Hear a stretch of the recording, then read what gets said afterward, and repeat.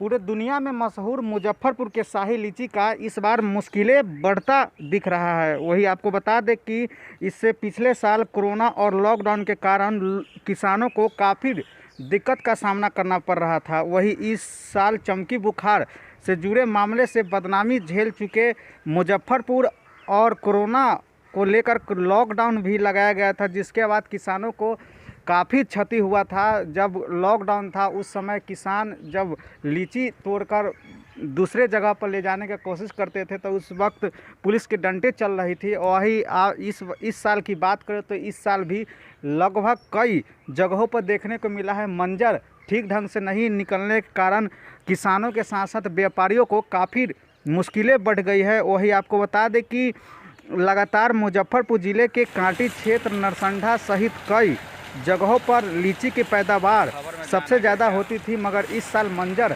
कम आने के कारण लोगों को काफ़ी दिक्कत का सामना करना पड़ रहा है। वही वहां के स्थानीय व्यापारियों से बात करने के दौरान उन्होंने कई बातें कही है, वो भी आपको इस वीडियो के माध्यम से देखने को मिलेगा। वही लीची का इस बार पैदावार काफ़ी कम देखने को मिल रहा है और इससे पहले जो पूर्व साल था जहां जब लॉकडाउन लगने के कारण लोगों को और लीची के जो व्यापारी करते थे उनको काफ़ी मुश्किलें का सामना करना पड़ रहा था। और इस साल भी कम मंजर आने के कारण काफ़ी किसानों का धंधा चौपट होते दिख रहा है। आगे उन्होंने क्या कुछ कह रहे हैं इसमें तो ये क्या कुछ छिड़काव किया जा रहा है लीची में? हम लोग अभी जो दवा छिड़काव चला रहे हैं, नाइस चला रहे हैं और जहर चला रहे हैं। जो नाइस का काम है दाना को झरने नहीं देना और जहर जो चला रहे हैं वो कीड़ा के बचाव के लिए चला रहे हैं। 2 किस्म की दवा चल रहा है अभी।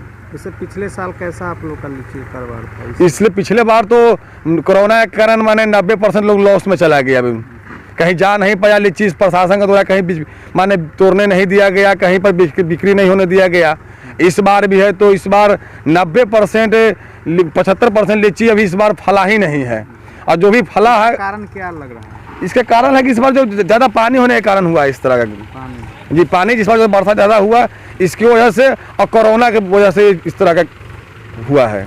सरकार के द्वारा कोई आप लोगों को कुछ अनुदान नहीं है ना, सरकार इसमें कुछ सोच रही है आना कोई चीज़ अभी तक सरकार की तरफ से एक बार भी किसी किसान का बैठक नहीं कराया गया, न व्यापारी का बैठक कराया गया कि किस तरह से व्यापार चलेगा, किस तरह से लीची का कुछ होगा। कर्ज उर्ज भी लेकर इसे हम लोग महाजन से पैसा लेते हैं 4% 5% ब्याज पर और 4 साल 5 साल के बाद लेते हैं। जो किसान के किसी बेटी के शादी है, किसी के सुख श्राद्ध में हम लोग गाछी खरीद लेते हैं महाजन से पैसा उठाकर। और 3 साल से हम तो लगातार हम व्यापारी हैं, लॉस में ही जा रहे हैं। नाम बताइए अपना। हमारा नाम मोहम्मद गुड्डू हुआ, घर टरमा चौक, काटी जिला मुजफ्फरपुर। देखिए, हम लोग लीची व्यवसाय से जुड़े हुए हैं। विगत 20 साल से हम लीची के व्यवसाय करते हैं, लेकिन पिछले 3 सालों से जितनी आफत प्राकृतिक से लेकर के वन पर्यावरण दूषित होने के चलते जो आज हमारा लीची का फसल जो है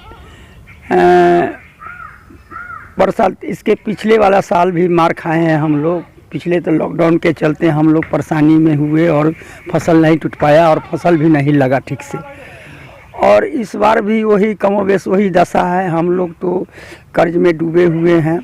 लगातार हम लोगों पर जैसे कि किसान को 2 साल 4 साल के हम लोग बगीचा पहले से ले लेते हैं और कर्जा वगैरह कार करके किसान लोगों को पैसा देते हैं और फसल नहीं लगता है। तो अब हम लोगों को न सरकार के हम लोगों पर थोड़ा ध्यान है और ना ही जैसे कि किसान को तो हम लोग जैसे अगर फले न फले उनको पैसा चाहिए, इसलिए हम लोग काफ़ी समस्या से जूझ रहे हैं। परेशानी काफ़ी परेशानी है। इस बार इतना न बारिश हुआ, बारिश के कुछ लोग कहते हैं जो बारिश के चलते फसल नहीं आया, कुछ लोग कहता है कि जो नहीं लीची में कुछ बीमारी है। सरकार के उदासीन रवैया है। सरकार के माने जैसे मुजफ्फरपुर में लीची सबसे महत्वपूर्ण चीज़ है। सरकार का जो दशा है, सरकार का जो ध्यान है लीची पर थोड़ा भी नहीं है। अगर थोड़ा भी सरकार अगर लीची पर ध्यान देती तो हम व्यापारियों का, हम छोटे छोटे व्यापारियों का समस्या का समाधान होता।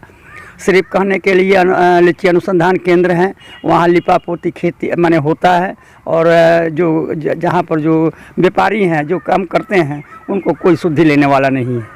नाम बताइए। प्रभु पासवान, लीची व्यवसायिक कांटी मुजफ्फरपुर।